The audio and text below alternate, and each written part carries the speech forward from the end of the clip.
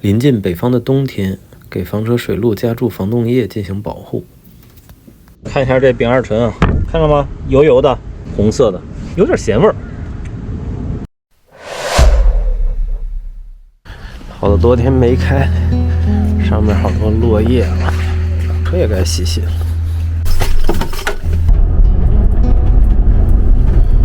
北京的秋天刚下完雨，有点潮湿。哇啊，真是秋天！哇，深秋的感觉。北京的深秋。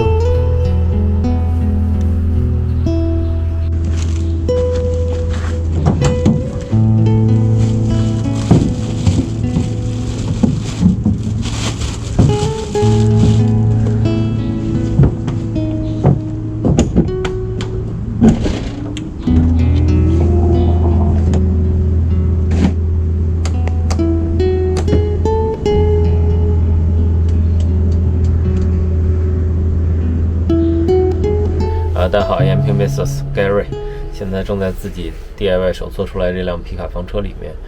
今天这个视频主要介绍就是我会把房车的管路加上防冻液，就是因为我是人在北京嘛，北方的冬天，包括北京最低温应该是零下10几度，可能20度有时候也能到，平均的气温肯定也是0度以下嘛。现在其实还是0度以上，但是我看了一下天气预报，可能下周就要到0度以下了。那0度以下呢，就会面临一个情况，就是水会结冰嘛。水结冰的话，房车的水路呢，包括水管、水泵，如果水在里面结冰的话，它会膨胀嘛。就潜在的会把一些这个元器件，可能水管啊，包括水泵给撑裂。会影响这个房车后续的使用，所以普遍情况下，房车的冬天呢，水路是使用受限的。我说的是一个普遍的情况啊，当然也有解决方法。解决方法，主要的方式就是做电加热。我当时设计房车的时候也考虑过这种方案，因为我的店还是足够大的，所以是用电去持续的加热水管、水泵。但是呢，因为我还有一个电车，我在冬天开的时候，我能感觉到就是这种加热它是会很耗电的，而且房车对我来说，冬天我不是说整个冬天都会用，这么着的话，对于能效来说是很浪费的，所以我的一个最终的方案就是直接的水管是在房车里面不做电加热的方式，并且呢，其实我的这个房车已经是完全断桥的，也就是说我的没有什么金属和外面有接触，它是一个相对保温的一个舱体。但是我这种没有冷桥的这个舱体呢，你如果冬天好几天都放在外面，它肯定会被冻透这个就是没有什么说的。可能那种金属外皮的房车放外面1-2个小时完全冻透，那我这可能是大半天1天被冻透，但如果说放了好几天，或者说北方这种，对吧，持续几个月的这种冬天的话，肯定完全要被冻透，如果不使用的话。所以最终呢，我还是要考虑，要把这个防冻液加到管子里，因为防冻液它的冰点、凝固点就是在零下20-30度这样不同的防冻液它不一样。所以在冬天的话，它不会冻上，也就是形成了对管路的一个比较好的保护，就是这么一个道理加防冻液之前，我先看一下我的管子吧。这个就是我的完全纯净水的水箱，是加注纯净水，然后这也是一个冷水壶这样一个单独的潜水泵，给它抽到上面的小水泵里，就是像这样。然后呢，其他的管路，这种管路其实都是零下能防冻零下好几十度的，但有一个问题就是这种水泵，这也是所有隔膜泵都会有的问题，就是它在冬天的时候里面一定要不能有水因为有水的话，它结冰就会膨胀嘛，就会把隔膜泵里的那个元器件还有隔膜会撑裂那说到防冻液呢，我买了这个丙二醇，买了2种，还有这种，它其实也是丙二醇，只不过这个应该是有颜色的。这个是车用的、工业用的，这个是食品级的。其实很多化工品呢，你听它的名字会很吓人，对吧？比如说丙二醇这个东西，一听就感觉对身体很有害。但实际上很多化工品呢，它是没有那么可怕。你比如说，对吧？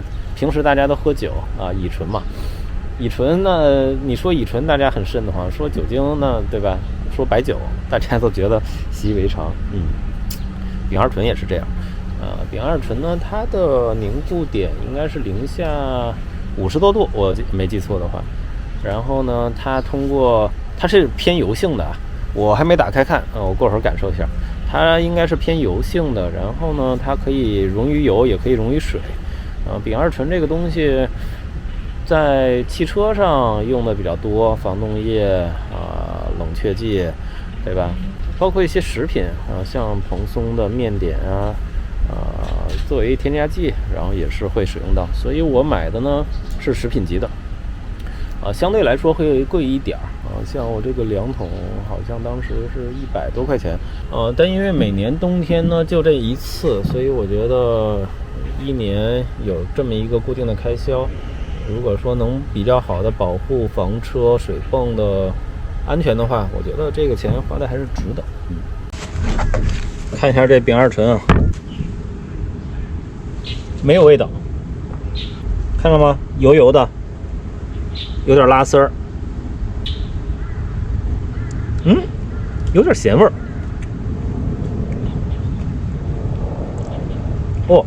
还是有点咸味儿的不是完全无味。我看一下，看到吗？红色的。有一个小失误因为我买的时候反复确认它是不是100%的丙二醇，商家说是，但实际上我看了一下它的原料是有丙二醇，还有乙二醇，还有一些其他的防腐蚀的添加剂。这样的话我就不准备用这个东西了说一下原因，是因为我一开始买这个有颜色的丙二醇，主要是想它作为一个显色剂，这样的话我从水龙头开出来水有颜色的话，说明是冷却剂已经全注满这个水泵还有水管了嘛。但是呢它里面还有乙二醇，还有一些其他的这个工业的添加剂。因为我这次加注呢，管路还有那个会加到水箱里面，清水箱。它虽然不是直接入口，但是呢还会平时接触皮肤。我觉得这种工业性的东西会少用点比较好。还有一点就是乙二醇在性能上它是不如丙二醇的，它有一定的腐蚀性那这个说完为什么加防冻液，选什么样的防冻液之后呢，下一步是怎么加嘛？怎么加？我首先是要把房车里面的水排出来，排净。然后呢，我会再把防冻液和水按一定的比例去混合完以后再抽到水箱里，并且再从涉及到用水的，比如说各个龙头各个水泵再开一点，这样的话让防冻液进入到这个管路里面，包括水泵里面，这样的话水泵的舱体是以防冻液为主，或者说即使是空气的话，它剩一点水也是以这个防冻液的形式存在，这样的话冬天它就不会冻上了，就会保护好了嘛。是这么一个过程。那现在我觉得就可以开始操作了。这些要加注的原料检查完，那我就准备先把水排出来。先看一下水路，水路清水箱的话现在1半多，那应该是50多升。然后灰水箱是现在已经排净的，前几天我就排净了，这么个情况。水泵开，那我现在拿了2个折叠的水桶，还有一个户外的取水器，我的取水口是在这个位置，然后我会把车里面的水箱水全排出来，先装到这个水桶里面留一些，因为过会儿还要和这个丙二醇去做一个稀释和融合。其他的就会排到这块，因为都是干净的水，所以排到这块是没问题的。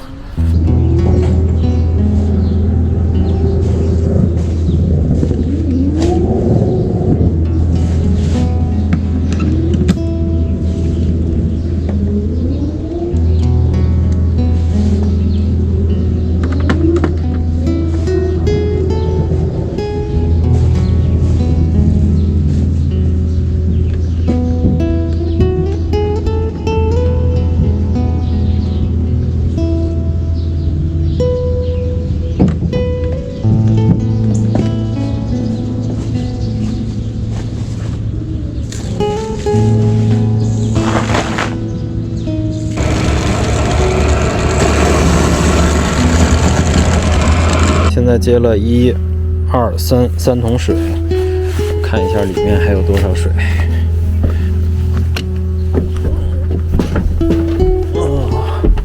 哦，还25%吧，那剩下的我先排掉。洗洗车吧，正好车上面有尘土，洗到没为止。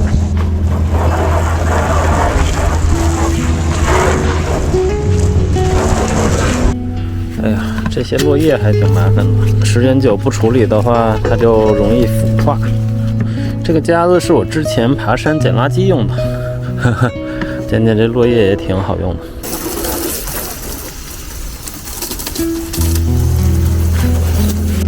哇，来一阵风，刮下来好多叶子，沙沙的声音。那现在呢，我房车里的水是已经全部排净了，也留了备用的水。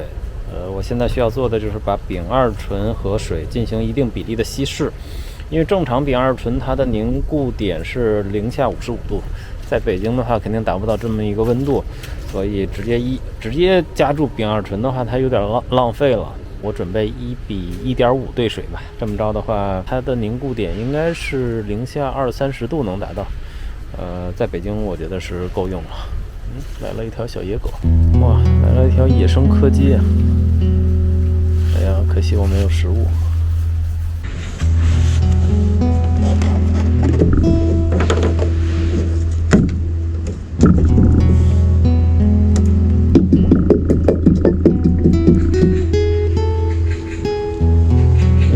粘稠的，它没有食用油那么黏，有点像什么呀？这粘稠度有点像那个面膜。摇晃一下。它丙二醇这东西呢，又溶于油，它也溶于水，这么一个特性。那现在我需要做的就是把这个再重新抽到水箱里面，并且打开这个水管，让这个丙二醇的液体从水管流出来。那这么着的话，就是水管和水泵就会充满丙二醇。它冬天的话，在北京零下10几度就不会冻上了。我的取水口是设计的电子的，这样就吸进去了，吸的还是比较快的。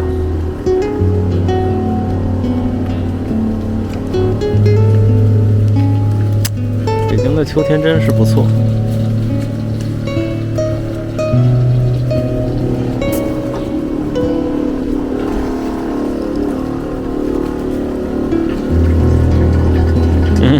洗完了。那这时候我打开龙头呢，它出来的就是丙二醇和水的融合体了。